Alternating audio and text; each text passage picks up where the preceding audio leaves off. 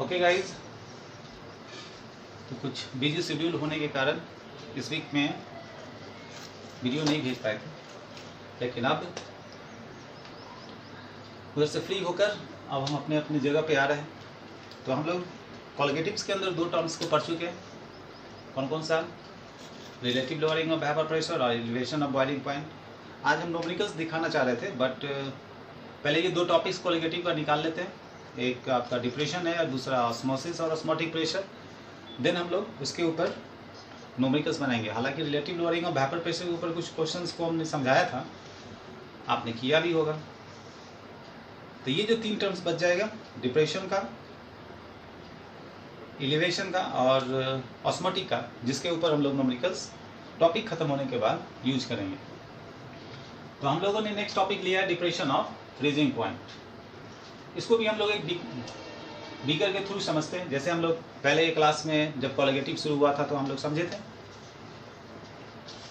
उसी तरह डिप्रेशन आप समझते हैं। डिप्रेशन का मतलब क्या होता है? अगर जनरल तौर पे बात करते हैं डिप्रेशन का, डिप्रेशन का मतलब क्या होता है? डिप्रेस्ड हो जाना, काफ़ी थक जाना,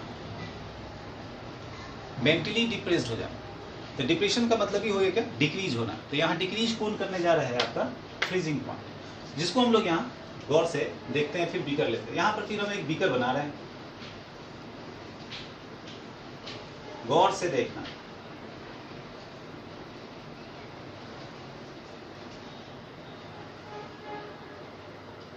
बीकर बनाया दो। इसमें हम लोग क्या कर रहे हैं?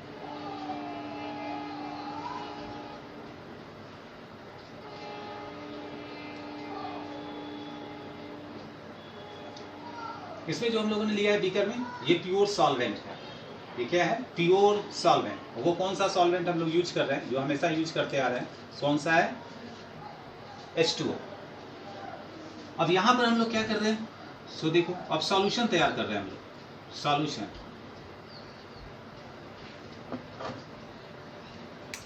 और इस सॉल्यूशन को तैयार करने के लिए, ये सॉल्वेंट है वाटर, और सॉल्यूशन तैयार करने के लिए क्या करना होगा हमको? इसके अंदर नॉन वोलाटाइल सॉल्यूट्स को डालना होगा। तो अब हम लोग यहाँ नॉन वोलाटाइल डाल देते हैं, नॉन वोलाटाइल सॉल्यूट। तो हम लोग जानते हैं कि नॉन वोलाटाइल जो सॉल्यूट है, इसके अंदर डाल दिया हम लोगों ने। अब ये बन गया क्या आपका?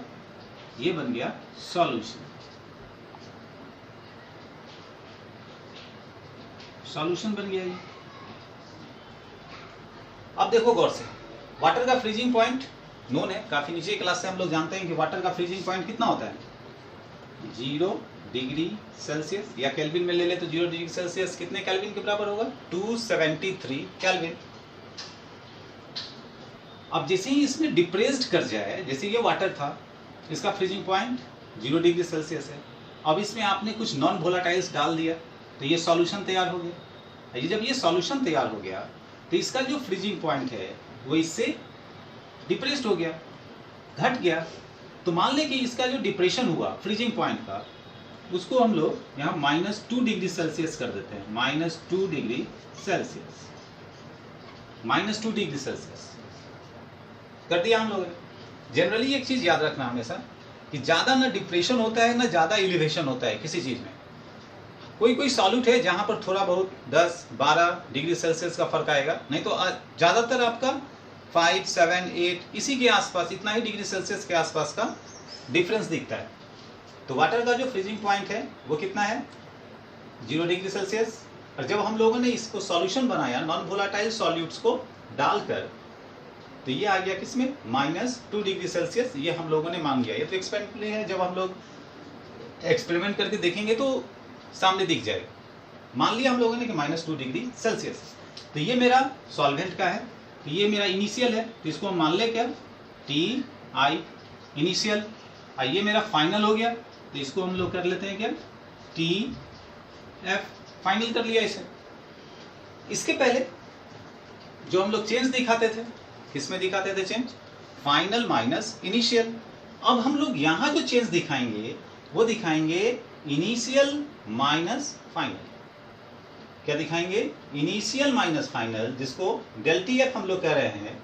यहाँ ΔTF क्या हो जाएगा? Initial minus final. तो एक चीज यहां से समझ में आ गई कि जो प्योर सॉल्वेंट है उसका फ्रीजिंग ज़्यादा होगा, और जो सॉल्यूशन बनाएंगे हम लोग उसका फ्रीजिंग कम होगा ना। अब इसको हम लोग ग्राफिकल रिप्रेजेंटेशन थ्रू देखते हैं, गौर से देखना।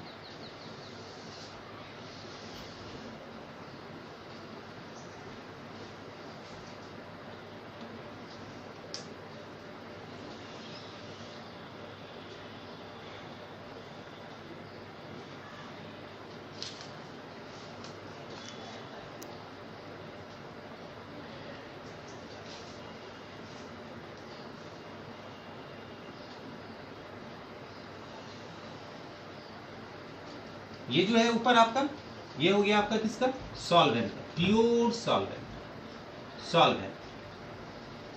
सॉल्वेंट का हो गया। और ये किसका हो गया, सॉल्यूशन का,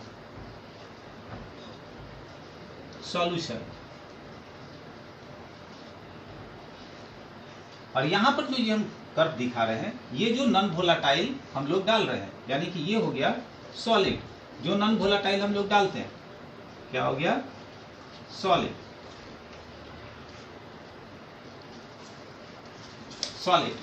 अब देखो गौर से, ये आपका हो गया वेपर प्रेशर, ये हो गया आपका टेम्परेचर। दो चीज ले लिया हम लोगों ने, वेपर प्रेशर भी ले लिया और टेम्परेचर, इस दोनों का ग्राफ है। तो अब गौर से देखें अगर, तो ये जो दोनों के फॉर्म में देखते हैं, ये दोनों आपका किस फॉर्म में है, लिक्विड के ही फॉर्म में है। चाहे वो सॉल्वेंट हो, ये प्योर लिक्विड है, सॉल्यूशन है तो ये भी तो लिक्विड ही है, लेकिन नॉन वोलेटाइल डालने के बाद लिक्विड फॉर्म में है। लेकिन ये जो सॉलिड है, ये जो हम लोगों ने इसके अंदर डाला है, जिस कारण से डिप्रेशन हुआ है, वो तो सॉलिड फॉर्म में। अब देखना क्या है कि ये दोनों इंटरेक्ट कहाँ कर रहा है। तो सॉल्वेंट कहाँ इंटरेक्ट किया, यहां जाकर सॉलिड के साथ। चलो इसको दिखा देते हैं, यहां दिखा दिए। और ये जो सॉल्यूशन है, ये यहां जाके इंटरेक्ट करेगा, थोड़ा पीछे आकर इंटरेक्ट कर रहा है, तो इसका हम लोग दिखा दिए यहां। तो सॉल्वेंट ये मेरा इनिशियल था ना, इसको हम लोग क्या कर दिए फिर, टी आई। सॉल्यूशन मेरा फाइनल है ना, इसको हम लोग लिख दिए क्या, टी एफ। अब दोनों का क्या करना है, डिफरेंस दिखाना है इस दोनों का। तो del T F, del T F is equal to क्या लिखेंगे, T initial minus T final. तो इनिशियल मेरा कितना था, 0 डिग्री सेल्सियस, तुम यहां डाल दे 0 डिग्री सेल्सियस, माइनस ये ऑलरेडी माइनस में है, तो माइनस से माइनस कितना हो जाएगा, प्लस कितना हो गया 2 डिग्री सेल्सियस। तो डिफरेंस कितने का आ गया, 2 डिग्री सेल्सियस का आ गया ना। केल्विन में भी ले सकते हैं, ऐसा कोई प्रॉब्लम नहीं है, केल्विन में ही ले सकते हैं। ये समझे ग्राफ को कि सॉल्वेंट का देख रहे हो ना, ज्यादा हो रहा है, सॉल्यूशन थोड़ा पीछे आ जा रहा है, आ रहा है ना थोड़ा सा पीछे, और यहां आ रहा है। तो सॉल्यूशन मेरा फाइनल हो गया और सॉल्वेंट मेरा इनिशियल हो गया। समझ गए बात को। तब इसका जो हम लोग फॉर्म निकाले थे एलिवेशन में, ये भी मोलैलिटी के डायरेक्टली प्रोपोर्शनल है। प्रोपोर्शनल का साइन हटाएं तो केएफ लिए, केएफ को हम लोग यहाँ पे मोलल डिप्रेशन कांस्टेंट कहते हैं, या क्रायोस्कोपिक कांस्टेंट के नाम से जानते हैं। चेंज कर दिए मोलैलिटी को, काफी समझदार हैं आप लोग, आज से नहीं पढ़ रहे हो मोलैलिटी, तो चेंज करके और ये फॉर्म ले आए। अरे ये सब इजी है, सिर्फ इस पर थोड़ा सा चेक करना है। तो ये ग्राफ समझ में आ गई बात, समझे क्या कर रहा है, सॉल्वेंट ज्यादा हो रहा है, सॉल्यूशन थोड़ा पीछे आ रहा है, इस दोनों का डिफरेंस किए, इनिशियल माइनस फाइनल किए, कितना आ गया 2 डिग्री सेल्सियस आ गया। समझ गए दोनों अच्छे से। अब इसके ऊपर हम लोग क्वेश्चंस बनाएंगे, क्लियर है, मिटा दे, मिटा दे, हो गया, चलो मिटाते हैं।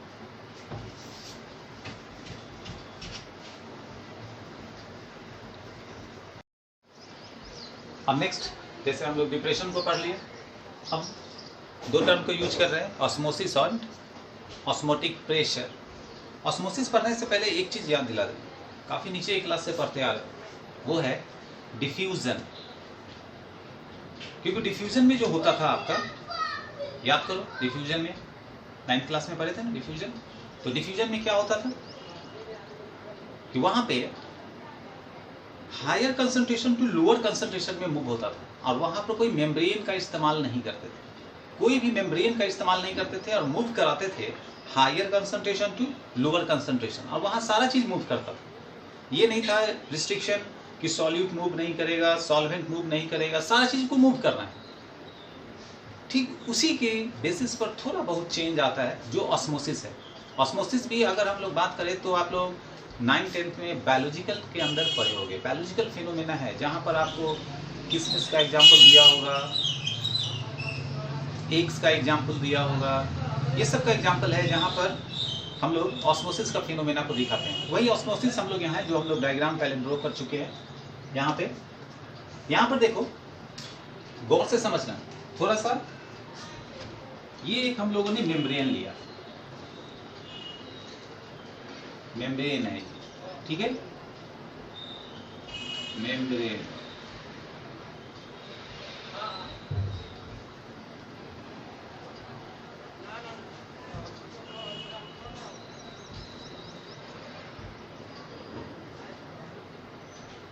थोड़ा ऊपर नीचे बन गया हो उसे कोई प्रॉब्लम नहीं है। और दोनों तरफ हम लोगों ने सॉल्यूशन को ही डाला है, दोनों तरफ देखो, सॉल्यूशन फर्स्ट, सॉल्यूशन सेकंड, दोनों तरफ सॉल्यूशन को ही डाला है हम लोगों ने। बस चेंज क्या कर रहे हैं इसमें कि ये जो सॉल्यूशन है आपका, सॉल्यूशन फर्स्ट, इसको हम लोगों ने किया, इसका कंसंट्रेशन कर दिया C1, और ये जो आपका सॉल्यूशन सेकंड है इसका कंसंट्रेशन हम लोगों ने C2 कर दिया।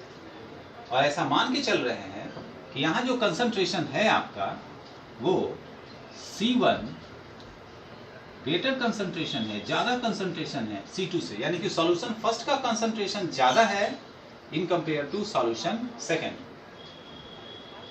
अब जिसका भी कंसंट्रेशन ज्यादा होगा तो कंसंट्रेशन किस ज्यादा होने का रीजन क्या है, किसके ऊपर, नॉन वोलाटाइल सॉल्यूट के ऊपर। जिसमें जितना ज्यादा नॉन वोलाटाइल सॉल्यूट डाल दे जिस सॉल्वेंट में, उसकी कंसंट्रेशन उतना ही ज्यादा हो जाएगी। और कंसंट्रेशन अगर ज्यादा हो गई तो यहाँ मूवमेंट में फर्क पड़ेगा क्या, सोच समझ लो बात को। जैसे मान लो इसमें दोनों में हम लोगों ने सॉल्ट का इस्तेमाल किया है सॉल्यूशन को बनाने के लिए, दोनों में इस्तेमाल किया। अब एक में हम लोगों ने क्या किया, सॉल्ट का अमाउंट को ज्यादा कर दिया और एक में सॉल्ट का अमाउंट कम किया। तो निश्चित है जिसमें सॉल्ट का अमाउंट कम है उसका कंसंट्रेशन भी कम होगा, उस सॉल्यूशन का कंसंट्रेशन भी क्या होगा, कम होगा।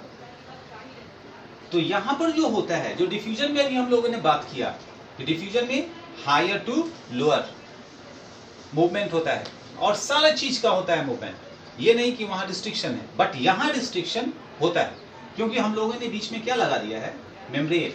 और ये भी मेम्ब्रेन जो है इसको हम लोग नाम देते हैं, इसका नाम है सेमी परमिएबल मेम्ब्रेन, जिसको बुक में काफी अच्छे से लिखा होता है SPM। देखो इसके नाम से ही पता चल रहा है, गौर से अगर देखो तो सेमी मतलब क्या होता है, आधा। परमिएबल को अगर थोड़ा सा डिस्टिंग्विश कर दे तो परमिट देना, परमिशन देना, तो सेमी देना। सॉल्यूशन का आधा पार्ट सॉल्वेंट होता है और आधा पार्ट सॉल्यूट होता है। तो ये सेमी परमिएबल मेम्ब्रेन है जो सिर्फ आधे को परमिशन देगा कि आप फ्लो करो और आधे को नहीं। तो वो आधे में किसको फ्लो करने का परमिशन देता है, सॉल्वेंट को, और वो भी उस सॉल्वेंट को देता है, सॉल्यूशन के अंदर का उस सॉल्वेंट को देगा जिस सॉल्यूशन का कंसंट्रेशन लो होता है।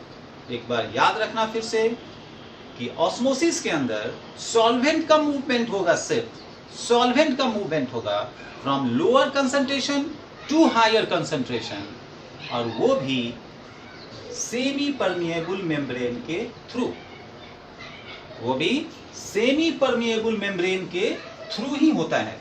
दैट मीन्स कि अब जैसे ही हम लोगों ने देखा कि C1 का कंसंट्रेशन ज्यादा है किससे, C2 से, तो लोअर कंसंट्रेशन किस साइड का हुआ, सॉल्यूशन 2 साइड का।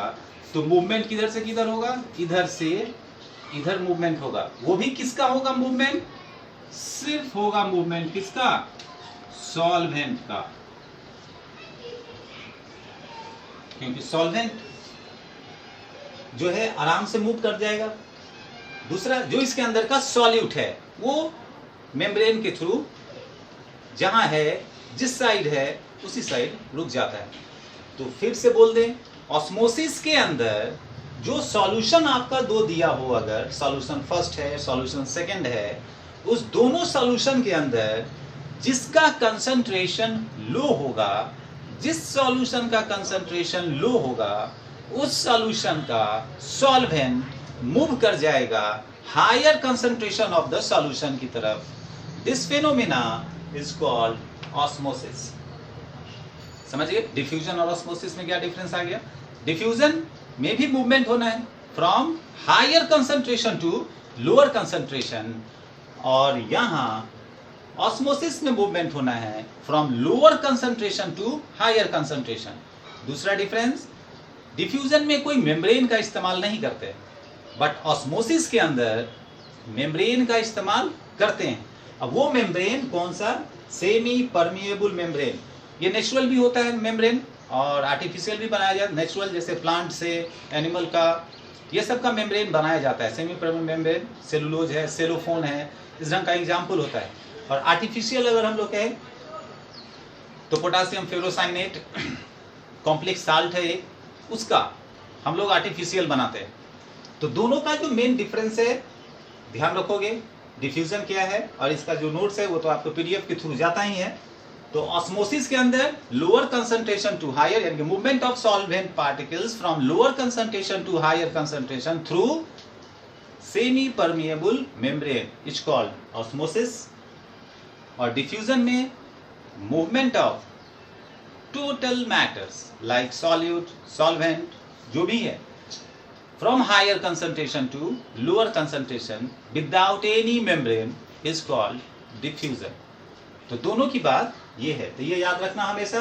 इसका कंसंट्रेशन, जिसका कंसंट्रेशन लो होगा उस तरफ से मूव करेगा हायर कंसंट्रेशन की तरफ, और जिस वो भी मूव कौन करेगा, तो ओनली सॉल्वेंट करेगा।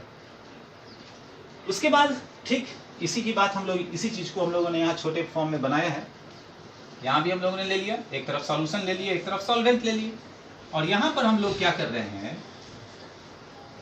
कि एक्स्ट्रा प्रेशर का अप्लाई कर रहे हैं। एक्स्ट्रा प्रेशर यानी कि इसके ऊपर तो ऑलरेडी मेरा एक तो एटीएम प्रेशर लगता ही है, एटीएम प्रेशर तो लगता ही, एटीएम एटमॉस्फेरिक प्रेशर, और उससे भी ज्यादा, एटीएम प्रेशर से भी ज्यादा अगर हम लोग लगा दे, एटीएम प्रेशर से भी ज्यादा अगर हम लोग प्रेशर का इस्तेमाल कर दे, तो ये जो प्रेशर कहलाता है वो ऑस्मोटिक प्रेशर कहलाता है। एटमॉस्फेरिक प्रेशर तो आपका हमेशा लगता रहता है, किसी के ऊपर, अपने ऊपर, किसी के ऊपर लगता है। उस प्रेशर से अगर ज्यादा, थोड़ा सा ज्यादा प्रेशर को अगर अप्लाई कर दें, तो ये जो ऑस्मोसिस का फिनोमेना है वो रुक जाता है, बंद हो जाता है। तो वो जो एक्स्ट्रा प्रेशर अप्लाई किया हम लोगों ने किसके ऊपर, ऑस्मोसिस के फिनोमेना के ऊपर, उस प्रेशर को हम लोग ऑस्मोटिक प्रेशर कहते हैं। फिर से बोल दें, extra pressure is applied to stop the phenomena of osmosis is called क्या, ऑस्मोटिक प्रेशर। जो आप एक्स्ट्रा प्रेशर अप्लाई करते हो ऑस्मोसिस के फिनोमेना को स्टॉप करने के लिए, that pressure is called osmotic pressure. इसको हम लोग, ऑस्मोटिक प्रेशर को हम लोग जो है किससे डिनोट करते हैं, पाई से, पाई, ठीक है। अब इसका जो है हम लोग मैथमेटिकल टर्म्स देखते हैं। तो ये जो है ऑस्मोटिक प्रेशर, जिसको हम लोग किससे डिनोट कर रहे हैं, पाई। तो pi directly proportional to molarity होता है। मोलारिटी, मोलारिटी पढ़े थे ना हम लोग पहले, molarity number of moles of solute divided by volume of solution. फिर होता है क्या कि मोल, ये osmotic pressure directly proportional to होता है टेम्परेचर। ये दोनों, पाई को हम लोग क्या कर रहे हैं, ऑस्मोटिक प्रेशर कर रहे हैं, एम क्या है मेरा, मोलारिटी है। तो pi directly proportional to molarity. दूसरा टर्म लिए कि पाई डायरेक्टली प्रोपोर्शनल टू टेम्परेचर। इस दोनों को एक साथ मिला दें तो क्या बन जाएगा, इसको अगर हम लोग फर्स्ट कर ले और इसको कर ले सेकेंड, तो क्या बन जाएगा, पाई डायरेक्टली प्रोपोर्शनल टू mt लिख सकते हैं, दोनों को मिलाकर लिख दिए, क्योंकि पाई तो कॉमन है दोनों के लिए और दोनों डायरेक्टली प्रोपोर्शनल ही है। तो pi directly proportional to mt, m हो गया मोलरिटी, t हो गया टेम्परेचर। प्रोपोर्शनल का साइन हटाने के लिए हम लोगों ने कांस्टेंट लिया r, क्या बन गया RMT, या इसको हम लोग ऐसे भी लिख सकते हैं MRT। R मेरा क्या है, ये क्या है मेरा मोलरिटी है, T क्या है मेरा टेम्परेचर, एब्सोल्यूट टेम्परेचर, जो हम लोग को ऑलवेज किस में लेना है, केल्विन में लेना है। और R क्या है मेरा कांस्टेंट है, कौन सा कांस्टेंट, सॉल्यूशन कांस्टेंट, कौन सा कांस्टेंट, सॉल्यूशन कांस्टेंट, जिसका वैल्यू याद करो स्टेट्स ऑफ मैटर में भी हम लोगों ने पढ़ रखा था। R gaseous constant, same value यहां भी है, क्या है 0.0821, याद आया, ATM केल्विन पर मोल। तो इस पर हम लोग यूज कर लिए, इसको मिटा दे थोड़ी देर के लिए, ये तो कांस्टेंट आपको पता ही है। एक मिनट थोड़ा जगह लेते हैं, ये समझ गए ना, मिटाएं इसको, मिटाते हैं, थोड़ा जगह बना ले, चल तो हम लोगों ने क्या किया, पाई इक्वल टू MRT कर दिया हम लोगों ने यहाँ। अब इसी को हम यहाँ यूज करते हैं, pi is equal to MRT, फिर से बोल दें, पाई आपका ऑस्मोटिक प्रेशर, M आपका मोलरिटी, R आपका सॉल्यूशन कांस्टेंट, T आपका टेम्परेचर है, M मोलरिटी है तो मोलरिटी का क्या फार्मूला होता है, number of moles of solute divided by volume of solution. तो नंबर ऑफ मोल्स को क्या, small n divided by volume, V क्या हो गया RT हो गया, क्रॉस मल्टीप्लाई करते तो क्या हो जाएगा, pi V is equal to NRT। अब आप कह रहे हो, कुछ लोग अभी बोल रहे हो, सुनाई दे रहा है हमको कि सर ये तो हुबहू आइडियल गैस इक्वेशन का है, सिर्फ वहां पर P का इस्तेमाल किए थे और यहाँ पर पाई का इस्तेमाल कर रहे हैं, क्योंकि आइडियल गैस इक्वेशन क्या था मेरा, ये यहाँ लिख रहे हैं, ठीक है, आइडियल गैस इक्वेशन क्या था, PV is equal to NRT। बस ये था कि ये गैस के अंदर अप्लाई करते थे, किसके अंदर, गैस के अंदर, और ये जो है हम लोग किसके अंदर अप्लाई कर रहे हैं, लिक्विड्स के अंदर। दोनों में डिफरेंस यही है, PV equal to NRT gas के अंदर, और ये जो है पाई भी इक्वल टू NRT लिक्विड्स के अंदर, दोनों वही है, वहीं से उठाकर इसको यहाँ ला दी। ये आइडियल गैस इक्वेशन है, ये मेरा ऑस्मोटिक का है। अब इसको थोड़ा सा आगे बढ़ाते हैं, आप तो जानते ही हो, यहाँ से मेजरमेंट करने के लिए अगर ऐसा क्वेश्चन आ जाए कि कैसे ऑस्मोटिक के थ्रू हम लोग जो है मॉलिक्यूलर मास को मेजरमेंट करेंगे, तो अब यहाँ से चेंज कर सकते हैं। फिर क्या लिख सकते हैं, पाई भी इज इक्वल टू n क्या है आपका, नंबर ऑफ मोल्स। तो नंबर ऑफ मोल्स का फॉर्मूला क्या हो गया, given mass divided by molecular mass. तो गिवन मास को हम लोगों ने क्या किया, W कर लिए, और मॉलिक्यूलर मास को क्या मान लिया हम लोग, M कर लेते हैं, ठीक है। बचा क्या आपका RT। तो पाई इज इक्वल टू क्या लिख सकते हैं, WRT डिवाइडेड बाय MV, को ले आए नीचे। अब ये डिपेंड करता है कि आप क्वेश्चंस कहां से यूज करते हो।